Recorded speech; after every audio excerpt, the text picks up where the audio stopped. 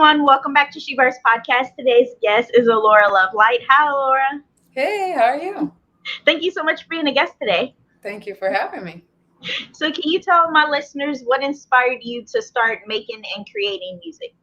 Ooh, life. I think that just being a musician, I felt like I was born a natural musician and played the piano since I was very, very young. And then I would say like at 12, 13, I started playing the guitar, which I don't really play much anymore. But that's when I kind of started being like, I can write my own songs.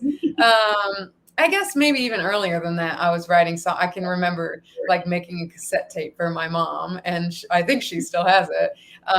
That was probably like 9 or 10, and I was just always interested in like expressing myself through music, through lyrics, and all of that stuff. So yeah, it's always been in me.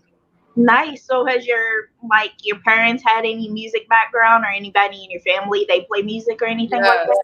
Yes, my mother is a brilliant piano player. She's very, very talented. She is still a public school music teacher to this day, and she played the organ at church, so very heavily involved. And then my father was very heavily in the business world, so he's very business oriented. So music business is kind of a destiny. Nice. So for my listeners who hasn't listened to your music yet, how would you describe your music that you typically create? Like, how would you describe it to them? Oh, I would say it's empowering. It's confident. It's sexy. It's fun. Some of it's dancey. Some of it's romantic. It's very like influenced by R&B, soul, smooth jazz type feel. Nice. Like, Yeah, what kind of music artists do you like? Like, do you like inspire you? Like that you listen to on a regular yeah. Well, Whitney Houston has always been a huge influence of mine. Lauryn Hill always been a huge influence of mine. And nowadays, I would say I'm listening to like I always go for old school R&B. Like that's always my throwback go-to choice. I don't like the radio's good, but I usually like if I'm picking when I'm cooking and stuff, I'm like, oh yes, my good 90s R&B. But Yeah. I'm a fan of her. I think she's really killing the game. I love Janae Aiko. I think her sound is really current, but also smooth, like really smooth R&B. And yeah, there's a lot of great new artists out too. Yeah, I love her and Janae. I love Yeah, them yeah, both. yeah, same. And when you was mentioning the '90s, I was just listening to SWV, There and you go. I just did a song. I just recorded a video of a song. It'll be on Instagram later this week. oh, nice. I'm gonna look Yeah, out for yeah, it. for sure. So, how do you feel the internet has impacted you as a musician? Like, has it helped you a lot, or? Both. I think it makes it harder for people who are like really trained as musicians who went to school for like I went to school for music. I studied how to play instruments. I studied how to write music. So like I always kind of thought that was the necessity of the industry, and then it's like no, not really. So I think like the internet and technology has transformed music, but not in a bad way. I think it's just different. Yeah, that's true. I feel like a lot of huge stars for the internet, it has helped them a lot because Yes. they get to connect more with Yeah, their fans. for Like, I sure. feel like it helps. Yep, Yeah, I agree. it does. And I listen to your TikTok too. I'm like, Yay! wow. Nice. So can you tell my listeners about your courses that you have on your website? Sure, sure. I have 3 courses. One is called Unseen to Queen. It's for teen girls. And I kind of work with teen girls to just transform their confidence and use music as the vehicle to do that. I get these really awesome teen girls who are kind of shy, they're kind of embarrassed, they're kind of, at that age, you feel weird. And they love music and they remind me so much of myself and they really transform and like I have one girl who started out not singing to the camera or not singing in our lesson. And now she's like the star of her school play. And I get that story over and over, which is really, really cool. And then the second course I have is Make Music, Make Money, which is how I teach musicians how to make an income with their music. I was a gig musician for very many years, and I made a lot of good money doing it. And so I think there is a false narrative that you have to have a huge following, or you have to have a booking manager, you have to have a lot of equipment, and like all of that is not true. I made a really good living on me and my keyboard just going around and playing bar shows and making some pretty good money. So I teach musicians how to do that. And then lastly, I have a course called The Willing Creative, which after I had created Make Music, Make Money, a lot of musicians had come to me and said, well, I know how to do that. I create good stuff, but I really want to know, how do I put myself out there, and how do I be brave, and how do I break these barriers? And so that kind of turned into like a collective group meeting twice a month, where we just kind of talk about what's holding you back and how can we fix that. Mm-hmm.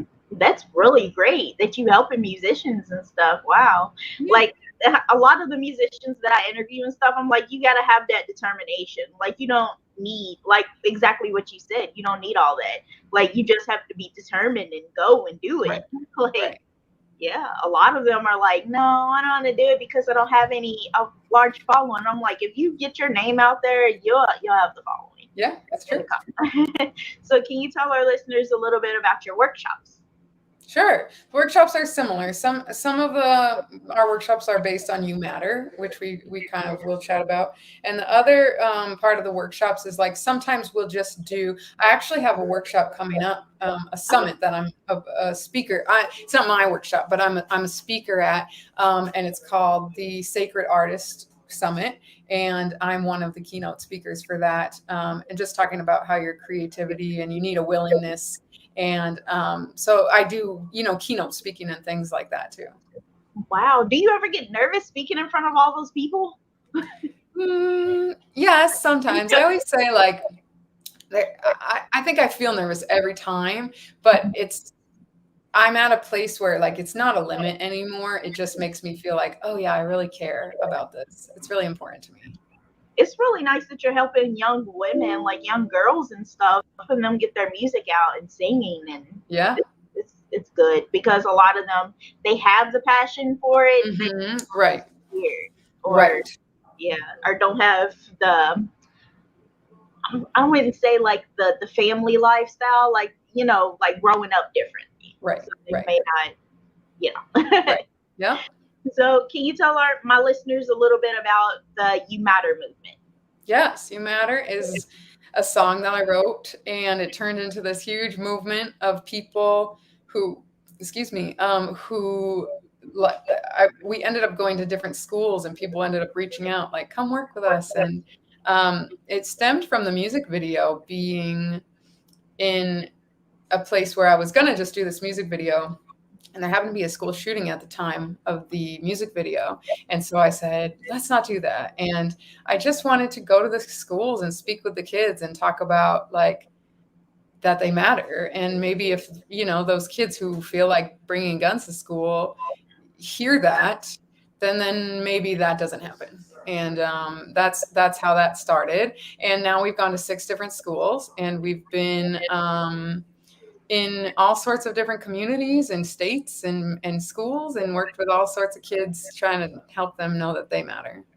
Wow. Have you ever had any kid come up to you and, like, sad and depressed and they need help? Like, have you ever had a kid talk to you or anything? I have a few kids that, I'm really only there for a day or a few days. So I definitely have a few kids who I keep my eye on. And then I definitely talk with the teacher to say, hey, so-and-so wrote down this. Like, we keep everything anonymous, but if there's a concern, then I do try to share that so that we can get ahead of it.